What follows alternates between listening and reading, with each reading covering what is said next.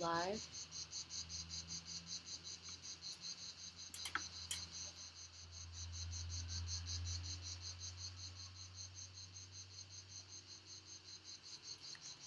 Nope. Yeah. Wow. Farley, we're live. We're live. Oh my God. Hello, everybody. Hi, everybody. So, welcome to WineStream Barcelona first live edition. Yeah, I almost don't know what to do. Well, so here we go. We've got a couple of great wines to talk about, but before we do that, we had some requests to talk about some of the tools of the trade. Right, little basics. So Basics you training. might see I've got a little box here with some of our tools. This is all like a whole bunch of stuff here. The most important part is the actual wine opener. This thing is quite a contraption. It's kind of crazy, but it works really well. The problem is you don't just keep it with your knives and forks. So we have it in a cupboard underneath our coffee, so getting it out is a real pain. But it's got all these great things. This is a temperature thing. This is just a wine stopper. But we've got all these beautiful handmade wine stoppers. And souvenirs from the various places we've been. Venice. This is Venice. Mallorca. We have some bowls, white bowls. These Right. are handmade in the forests of California, Northern California. We've got a foil cutter that goes on the top here. I'll show you when I open this bottle. And yeah, a pouring thing. These are all like, just get to the wine drinking. We never use that stuff. In fact, the easiest thing I'm going to show you. Oh, we're going to show them the cheat. We're going to show them how to cheat. Now, probably everybody who's watching has one of these at home. Right. This is really easy, and you can open a beer with it too. That's kind of handy. Same with this. If any of you waited tables while in college or high school or anything like that, you always carried one of these. And it works. Also does beer. You've even got a knife if you get in a fight with somebody. So Right. I would recommend getting a really high quality one of these. Yeah. Maybe a high quality one of these. And if you actually have enough room, they have some tabletop mounted things like this, which are kind of nice. But you got to be doing a lot of volume to really make this worth having. Right. So that's a little primer. Yeah, so we're going to talk about some other basics, but maybe we'll do that as we're opening the bottle. I'll open the ladies' bottle Yeah, first. so usually when you're wine tasting, you start with the whites because it is better to start with the lighter of the taste on your palate. And the experts will say you should clean your palate between each tasting of each wine. But anyway, start with the lighter first. We're doing a Chardonnay today. This is an Atrium Chardonnay. I'll at least show how this fancy schmancy contraption works. It's kind of cool. If you can get it on right. So you just put it on the top and boom. And then you can take Presto. the cork and you're done. Right. Pretty efficient, but I can show you this works pretty well too. It looks like our stream is... A little bit of a lag. Let's see. Okay, so you want to talk about what you're drinking? Yeah, so I want to kind of go through the whole process here first as I'm doing this tasting of the wine. There's one of our star viewers, Avalanche. Archangel. Yeah, congratulations. You have won a free suggestion the answer to your question. Woohoo! Sorry. No. Anyway, so thanks for the for writing in, and so we're gonna start with the basics. How do you taste a wine? First of all, you want to pour in about quarter. This is actually, some people will say I should be using a white wine glass. Well, I don't actually believe in that because I like having it open. I like it being open like this. But anyway, so do that, and then some people sniff to see if there are any bad things, like if it's if it tastes, if it smells like rotted wood, or if it's like a sort of ammonia smell, or you'll be able to tell. But anyway, so let's get to the wine. First thing you want to do is swirl it and hold it by the stem. You'd never want to hold it by the globe, because if you do that, experts say, you might heat the wine and distort the taste. So you swirl it, then you get your nose in there about a quarter of an inch. Note the bouquet. This is really nice, by the way. It's a 2018 Atrium by a vineyard out here in the Penedès region called Torres. It's actually the biggest in Spain. Yeah, they do. Yeah, they actually, aren't they like the only ones that really export so much elsewhere? Because you can't find a lot of the Penedès wines elsewhere because the production is so low. That anyway, Torres is the highest production. Yeah. So yeah, I'm tasting a 2018 Atrium Chardonnay. My favorite wine is Chardonnay because I like a little bit of body. The Chardonnays tend to have more body, and this is all Chardonnay grape. So this is about a 8 to 10 euro bottle, so I guess that would translate to $10 to $12. It's not that expensive. Right, and it's also a newer wine. Yeah. So Atrium has all kind of like back to 2011. But it's one of their high-end Chardonnays. Mm-hmm. And in fact, I think we've said it before, we have some daily drinkers that we like that are about $3 a bottle. Right. So this one is about 3 times the price. And it's good. Well, you're going to tell us. Yeah, no. And so anyway, back to the basics. I'm going through the tasting process. I stuck my nose in there a little bit, got a little bouquet. It's a little citrus, little peach and apricot. So it's not like the herby ones like Sauvignon Blanc that we tasted the other day. It's like more of herbs and grass. So now I'm going to taste it.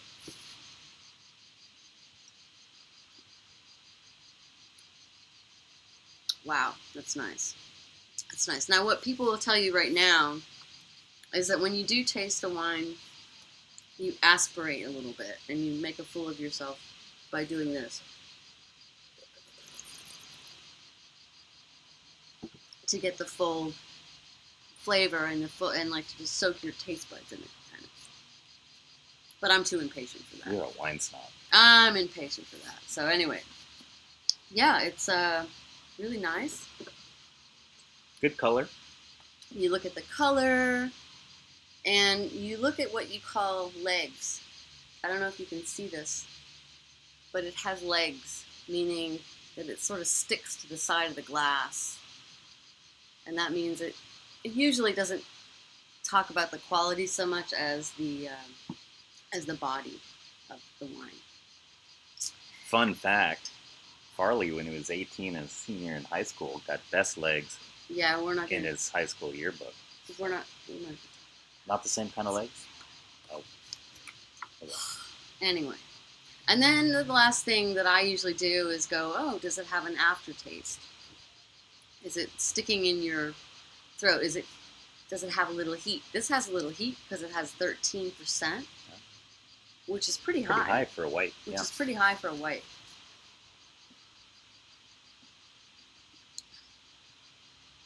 And it's just sliding right down. It's really nice. It has a little peach, a little apricot. You know, people talk about those terms about tastes and stuff, and I always think, oh, whatever, it's wine. Don't, start talking about fruit. Right. But it, it's kind of fun to sort of say, oh, well, put a little peach. So I'm not much of a white wine drinker, but I'm kind of intrigued. Can I have a taste? Yes, you may. Little swirl. Apples. Mm.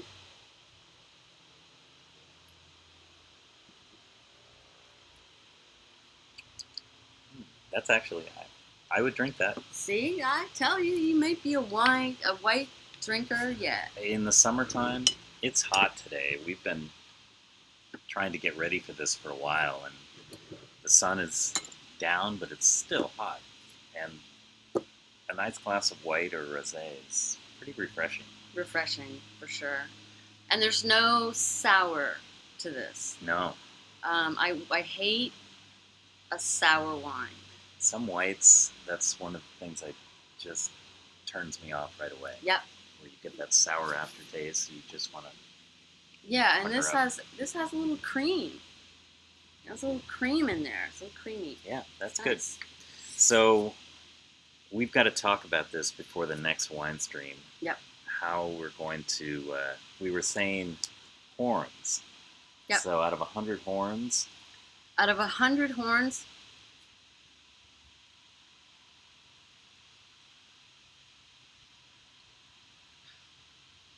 I'd give it a 95. And these are bull horns, by the way. For those of you who don't know, our company and main business is called White Bull. So, hence the The bull bottle motif. caps, the bull motif you will see in a lot of our artwork in our house, all sorts of cool stuff. Okay, so Yeah, I'm giving it a 95. nine. I really like this. This is nice. It's a good daily drink. It's a 2018, so for 2018, Sure. That's pretty nice mark. Yeah, and a very reasonable price. We might drink too much volume to make that our daily drinker, but yeah, we'll get into. Well, if we're doing these wine streams, we're obviously Yeah. consuming. Okay, so can I drink now? You already did, so Right. you can continue. Yes. Okay, so again, talking about Torres, the winery, their main headquarters is in the Penedès region, and we were saying earlier that that's the region we actually live in, and we were thinking, how does it compare to Napa Valley or Sonoma, where I grew up in that area. Elizabeth and I met in that area, and that's where a lot of our wine, I guess, knowledge and comes from. So, in terms of the size, looking it up, the Penedès region has about 260 square kilometers of grapes being harvested. Yeah. And so that's about the same size as Sonoma. And again, this is overall the area of the Right. grapes being cultivated. Sonoma's 240 square kilometers. Napa's about 175 square kilometers. Well, can we show them a map here? Can we try it? Oh yeah, so let's see.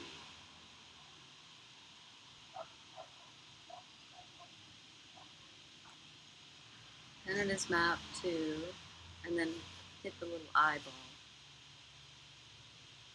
Do I need to? There you go. Okay. So if you can see there in the northeast corner of Spain, that's Penedès. And then if you look here, this is Penedès, and we are living kind of in this area right here. And if you look up here, that's about where the winery is. So it's just a little sliver of Spain underneath the border of France. So good stuff. Now, how do Now I you go go back? back to scene. Scene. There you go. There we go. All right. Click on the video. Okay. So I hope you see us again. So Now we'll talk about Celeste. Click on the video capture thing. This is another... Nope. Click on the eyeball again. And you go to YouTube. No, back to the window that's open. There you go. Okay. Now you good. Okay, so now we're back looking at this bottle. This is actually a Ribera del Duero. So this is a region in the the northwest of Spain, quite close to Rioja, and it's kind of like the Zinfandel of Spain. It's become very popular because it's a better value than the famous Riojas. Very drinkable. I love it. And this particular bottle, if you can see the stars, those are actually the constellations above the vineyards during harvest time. And this is a pretty special bottle, the Celeste. In fact, I think it's Vox's favorite. Whenever he comes out here, this is what he requests. So we thought we would review it. I love the Ribera del Dueros almost as much as the Priorats. The main difference, I would say, is that the Ribera del Dueros are made with usually 100% Tempranillo, and that's Spain's #1 grape. So this is sort of the essence of Spain. Priorat is a blend. It's a little bit of a newer, I mean, the wine's been around a lot, but it's becoming popular in the last 20 years. Mm-hmm. Whereas this is sort of almost as old of a classic as the Rioja. So we will pour a little bit of this one.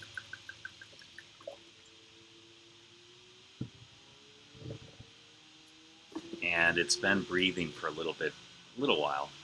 It's got a pretty deep color. This one's a 13.5%, so that's pretty strong. We'll probably have a little bit of heat.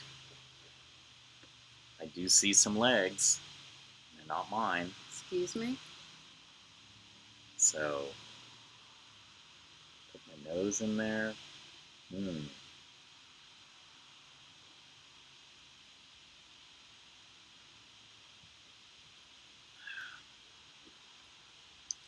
Yeah, I like this one. It's got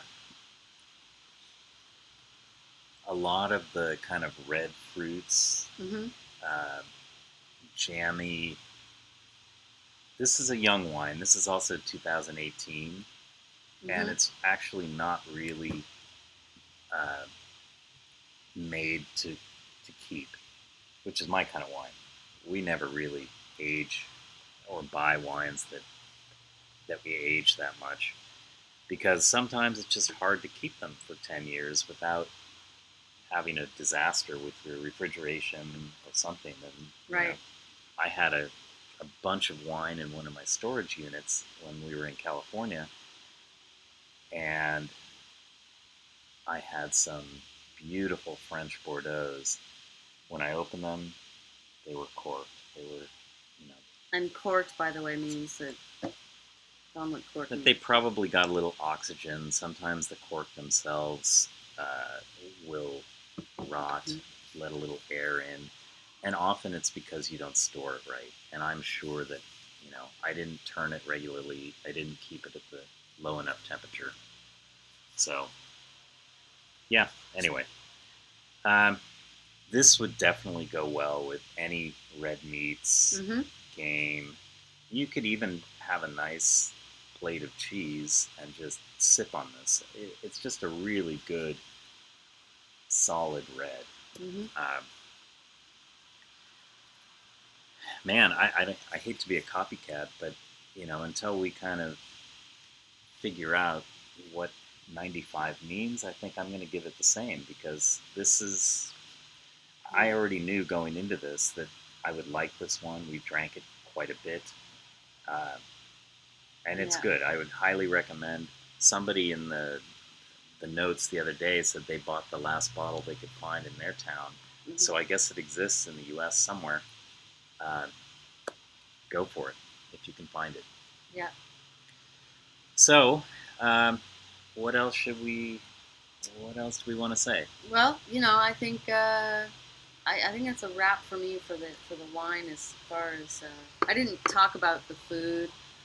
I think that the whole food pairing thing is kind of me, but yeah.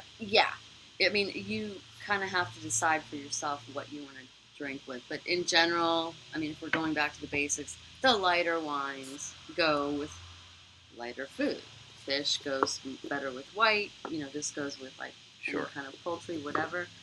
But if you're just drinking wine with cheese or wine with like,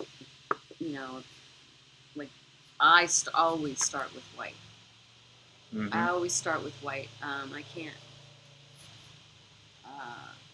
handle the red just to drink wine with a little appetizer or whatever. Right.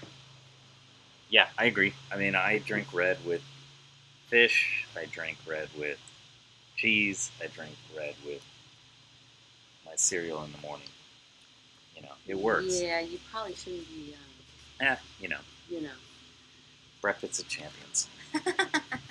So yeah, Penedis. We've been talking about the cava. So, what do you think? Should we do the next wine stream on a cava that we can tell people about? Only if Vox and Space Bunny aren't going to be watching, because they'll be very jealous. Yeah, well, we could do another cava. There's so many cavas. We'll do a cava next time. How's that? Yeah. Okay. We'll put it out there so you can find it and drink along if that works. But yeah, so this is 22 minutes of wine stream. Maybe we better wrap it up. Yeah, I guess you guys are probably ready to go buy your own wine. So. Yeah, well, here it's, 8:30. There in the U.S., where maybe a lot of our viewers are, they're just starting to have lunch on a Sunday. Hey, so, wine with lunch? There's nothing better in Spain. As we say, cava o'clock starts about 3 p.m. Yeah, especially if you have a big lunch. Usually in Spain you have a big lunch and a small dinner. So go for it, guys. And yeah, that's it for me. Thanks for joining us. All right. We look forward to the next one. All right. So signing off. Signing off.